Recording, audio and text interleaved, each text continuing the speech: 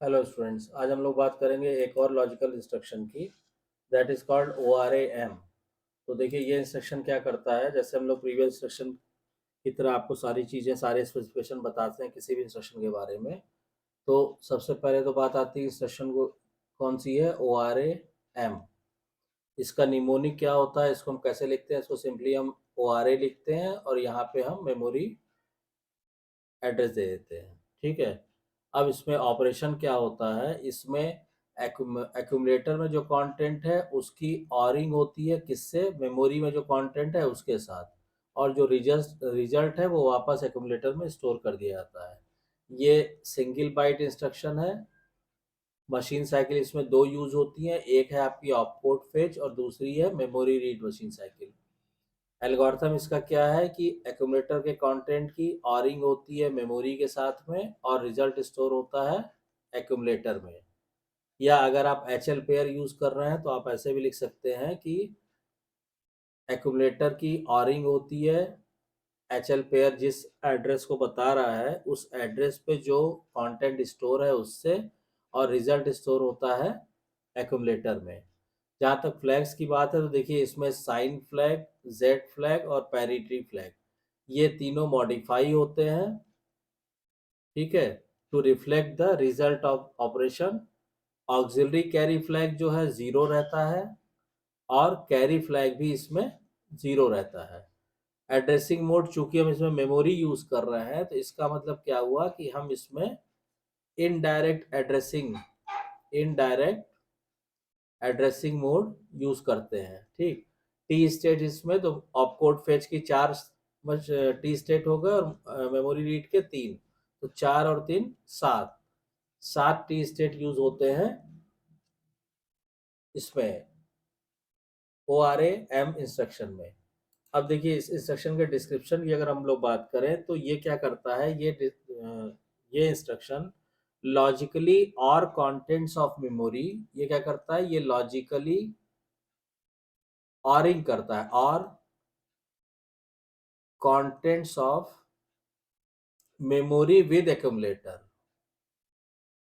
Memory with accumulator. ठीक है। इसका मतलब क्या होगा कि दिस इंस्ट्रक्शन विल लॉजिकली और the contents of accumulator with the contents of memory location and the result is stored in the accumulator. The address of the memory location is given by the HL register pair. और इसमें भी ORing operation जो होता है वो bit by bit basis पे होता है। ठीक। अब अगर हम एक एग्जांपल लेके चलें कि मान लीजिए हमने एक इंस्ट्रक्शन, ये है हमारे पास ORAM। ठीक है, इसको एग्जीक्यूट करना है। अब इनिशियली हमने कहा कि हम एक्यूमुलेटर में क्या है, एक्यूमुलेटर में है हमारा AA, ये हेक्साडेसिमल फॉर्म में, और HL रजिस्टर पेयर जो हम यूज कर रहे हैं तो H में इनिशियली क्या है, H में इनिशियली है AA, और L में क्या है, L में है AB। इसका मतलब क्या हुआ कि एट मेमोरी लोकेशन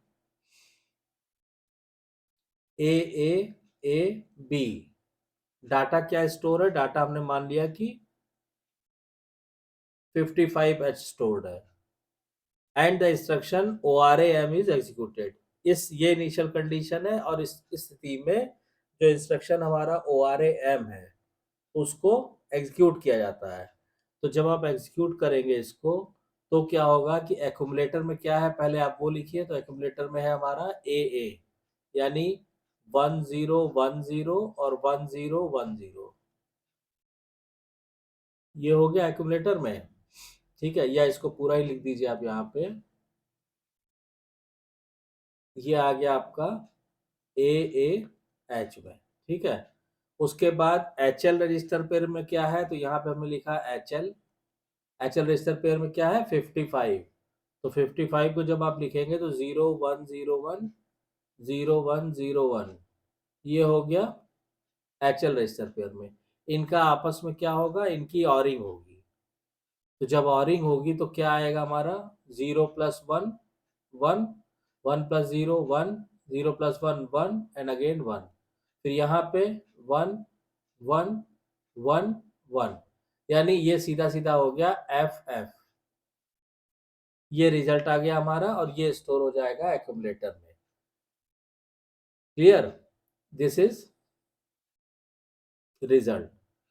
अब जहां तक स्टेटस ऑफ फ्लैग की हम बात करें, स्टेटस ऑफ फ्लैग्स, तो क्या होगा कि साइन फ्लैग क्या होगा, 1, जीरो फ्लैग 0 रहेगा क्योंकि रिजल्ट 0 नहीं है। ऑक्सिलरी कैरी फ्लैग तो पहले ही हमने बता दिया 0 रहेगा। पैरिटी फ्लैग 1 हो जाएगा क्योंकि नंबर ऑफ 1 जो है कितने हैं, इवन है।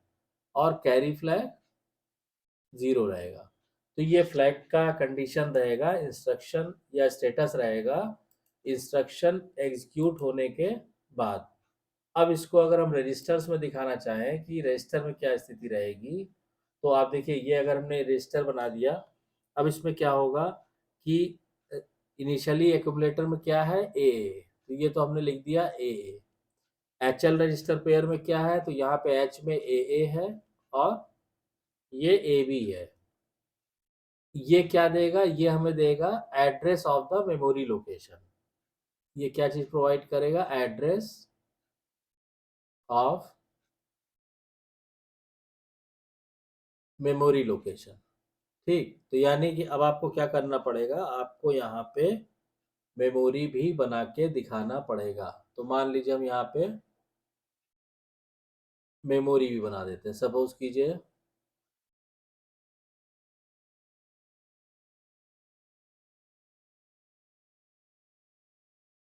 ये हमने मेमोरी बना दिया, ये इसके डिफरेंट लोकेशन हो गए। ठीक, अब मान लीजिए इसके मेमोरी में जो एड्रेस है, ये क्या क्या है, ये मान लीजिए ये है 888 9H, एच मतलब हेक्साडेसिमल में। फिर है आपका ए ए ए ए, ये हो गया।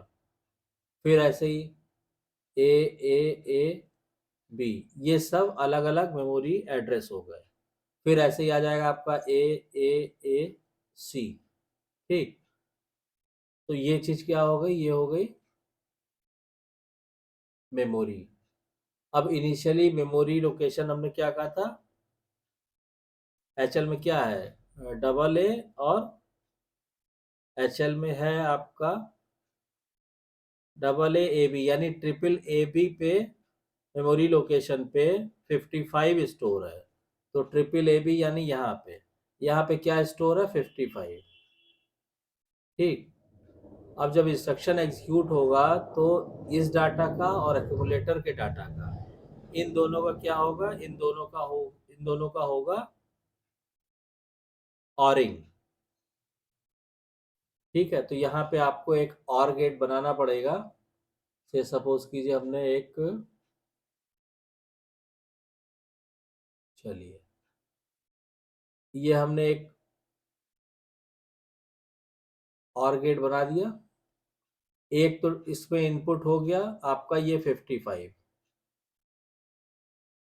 और दूसरा इनपुट आएगा एक्यूमुलेटर से यानी यहाँ से। तो ये आप ले लीजिए, चाहे ऐसे दिखा के, ये आ गया। और इसका जो आउटपुट आएगा, मतलब ऑपरेशन एग्जीक्यूट होने के बाद, तो ऑपरेशन एग्जीक्यूट होने के बाद ये जो जाएगा, ये जाएगा आपका कहाँ पे, एक्यूमुलेटर में। तो ये जो आउटपुट आएगा इसको आप सेव कर दीजिए एक्यूमुलेटर में यहाँ पे। तो आउटपुट क्या आ रहा है, आउटपुट आ रहा है रिजल्ट में एफ एफ एच। तो एक्यूमुलेटर में क्या आ जाएगा, यहाँ पे एफ एफ आ जाएगा। ठीक, बाकी मेमोरी आफ्टर एग्जीक्यूशन मेमोरी की क्या स्थिति रहेगी, तो मेमोरी में तो जैसे जो डाटा था वैसे ही रहेगा, मेमोरी में कोई चेंज नहीं आएगा। तो इसको मेमोरी आप चाहे तो फिर से दोबारा वैसे ही दिखा सकते हैं।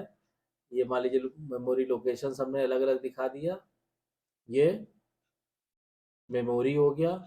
अब मान लीजिए ये ट्रिपल ए 9 लोकेशन हो गई, ये